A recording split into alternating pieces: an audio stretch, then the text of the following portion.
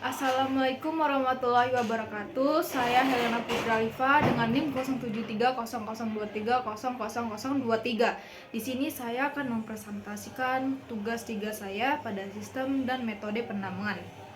Pada soal pertama yaitu resume mengenai kegiatan pertambangan di Indonesia berdasarkan UU Pertambangan nomor 4 tahun 2009 yang diperbarui dengan UU nomor 3 tahun 2020.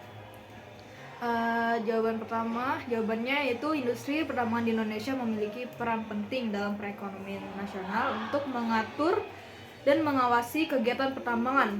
Pemerintah Indonesia telah menerbitkan berbagai peraturan perundang-undangan termasuk Undang-Undang Nomor 4 Tahun 2009 tentang pertambangan mineral dan batu bara yang kemudian direvisi dengan Undang-Undang Nomor 3 Tahun 2020. UU ini mengatur berbagai aspek pertambangan mulai dari eksplorasi, eksploitasi, dan pasca tambang. Aturan ini bertujuan untuk menciptakan tata kelola pertambangan yang berkelanjutan, baik dari segi ekonomi, sosial, maupun lingkungan.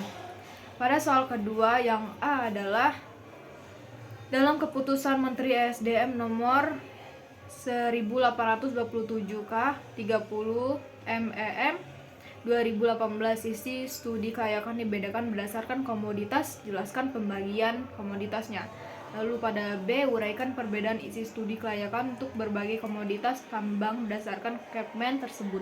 Dan C, uraikan mengenai isi studi kelayakan berdasarkan keputusan Menteri SDM tersebut dan pilih salah satu komoditasnya.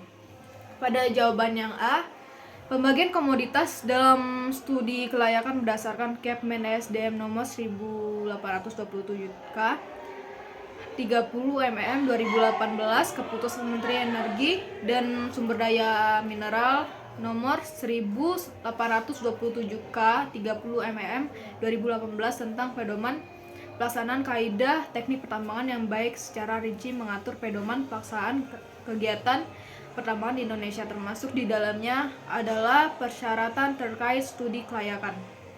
Pembagian komoditas studi kelayakan dibagi 3, yaitu mineral logam, non-logam, dan batu bara. Pada mineral logam ada nikel, emas, tembaga, bauksit, dan timah. Dan non-logam seperti batu kapur, pasir kuarsa, batu gamping, marmer, dan batu andesit. Jawaban yang 2B.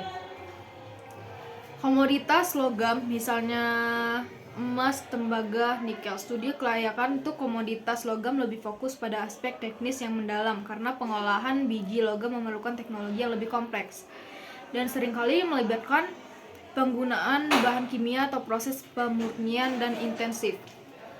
Lalu kedua, komoditas non-logam seperti batu kapur, pasir kuarsa, dan gipsum.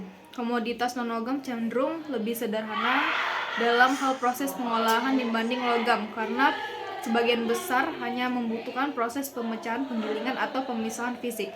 Lalu ketiga ada komoditas batu bara. Batu bara memiliki karakteristik yang sangat berbeda dengan logam atau non-logam dalam hal pengolahan atau evaluasi ekonomi karena merupakan sumber energi dan bahan bakar fosil.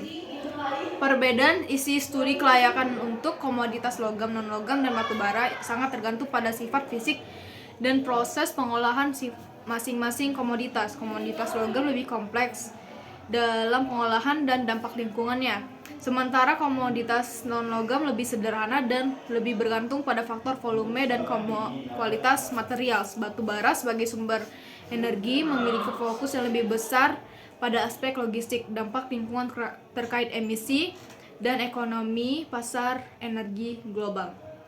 Jawaban yang pada 2C, isi studi kelayakan untuk batu bara. Saya mengambilnya pada contoh batu bara. Analisis cadangan batu bara meliputi penentuan jumlah dan kualitas batu bara yang tersedia untuk tambang. Teknologi penambangannya seperti pemilihan teknologi penambangan yang tepat seperti tambang terbuka dan bawah tanah sesuai dengan kondisi geologi dan lingkungan. Proses pengolahan batu bara meningkatkan kualitas nilai jual batu bara seperti pencucian dan pengeringan. Lalu analisis kualitas batu bara meliputi kadar abu, kadar air, kadar sulfur, dan nilai kalori yang penting menentukan nilai jual batu bara.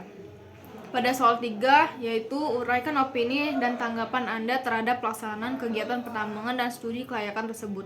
Mengapa tahapan studi kelayakan sangat penting dalam industri pertambangan. Pada pelaksanaan kegiatan pertambangan memiliki dampak yang luas dari sisi ekonomi, lingkungan maupun sosial. Dari satu sisi, sektor pertambangan memainkan peran penting dalam perekonomian negara, menciptakan lapangan kerja dan memberikan kontribusi besar terhadap pendapat negara melalui ekspor. Melalui di sisi lain, pertambangan ini juga menimbulkan berbagai tantangan, baik berkaitan dengan dampak lingkungan yang merusak, konflik sosial dan masyarakat sekitar, maupun potensi menyalahgunakan sumber daya alam. Tahapan studi kelayakan merupakan fondasi yang sangat penting dalam perencanaan dan pelaksanaan kegiatan pertambangan.